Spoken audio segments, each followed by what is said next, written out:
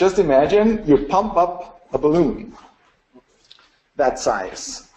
What you're getting is, you're getting a lot of air and you're getting a small layer. And in fact, the layer represents, in relation to the air of the balloon, roughly the relation between the biosphere and the planet Earth. The layer is as thick as the distance between the Mariana Grave and the Mount Everest, which is roughly about 19,000 meters, not more than that. And within these 19,000 meters, we have to discount the atmosphere, and everything we're doing, from Mona Lisa to Handel's Messias, to Pope, to making that course, to our children, to nature, to koala bear, to relativity theory, everything is happening in that small layer. So when you're talking about ecological foundations and limits, this is the spatial limit within which everything is happening. You can look at it not only from a spatial perspective, you can look at it from a temporary perspective. The Earth started 4.3 billion years ago, and if you compare the 4.3 billion years, let's say, with the average life expectancy of a human being in the 21st century, 80 years, human life started 200,000 years ago, which roughly represents the last 31 hours before the human being is dead. And the Holocene started some 10,000 years ago, which is about 12 hours before the end.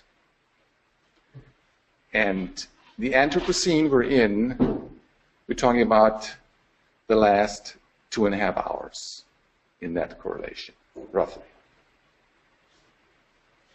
And why that is important is because of this. The last 50 years, ecologists call the big acceleration. This is where basically every anthropogenic impact on the planet has become an exponential dimension. Everything. And in this correlation, temporary correlation, we're talking about the last 28 seconds. This is happening in the last 28 seconds of the whole story.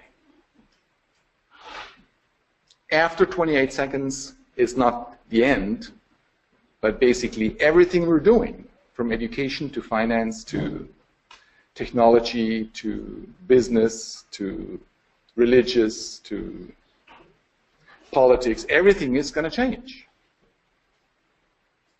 Simply because exponential growth is never sustainable. And one way to measure that has been done by Rockström. 2009, following very high impact papers in Nature and Science, demonstrating that we can now quantify the limits, the planetary boundaries. And there's 9. There's 9 quantitatively determined planetary boundaries. Biospheric integrity, climate change, novel entity, ozone depletion, aerosol loading, ocean acidification, etc., etc., etc. 3 out of the 9 we've overshot already. Just think, when everything is happening within limits, geographic limits, spatial limits, and temporary limits, suddenly everything is somewhat linked with everything.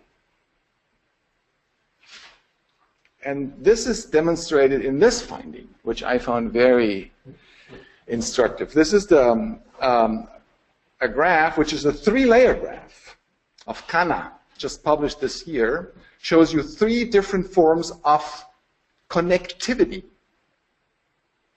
The red one simply demonstrates the connectivity on that planet within limits by transportation. The yellow one Basically, there's three. The blue one basically represents the energy flow, and the yellow one basically represents the information flow. So when there is no exit, when there is no plan B, information flow, energy flow, and transportation, all three layers among each other. There is no externalities at the end. Because everything is happening in that layer, everything is happening in the last 28 seconds. The idea of externalities don't exist, actually, if you take it serious. Because at some point, there's always someone being hit by these so-called externalities. Psychologically, we call that a big loop. You don't know whom, where, and when it's going to hit you. You don't know which part of that big loop is coming to whom. Global warming, acidification, biodiversity, etc.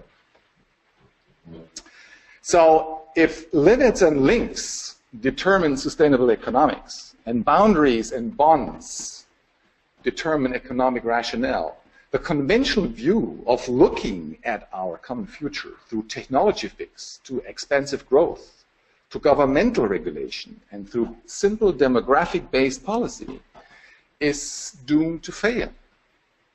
In a world which is limited, there is no free lunch. There is no exit. We have to cope with something which systems theorists call a non-linear loop. This is why I want to invite you to a little experiment. Think about John Rawls again. You know, the veil of uncertainty. If you don't know where and when and whom this big loop gonna hit, your whole economy is changing. Thank you very much.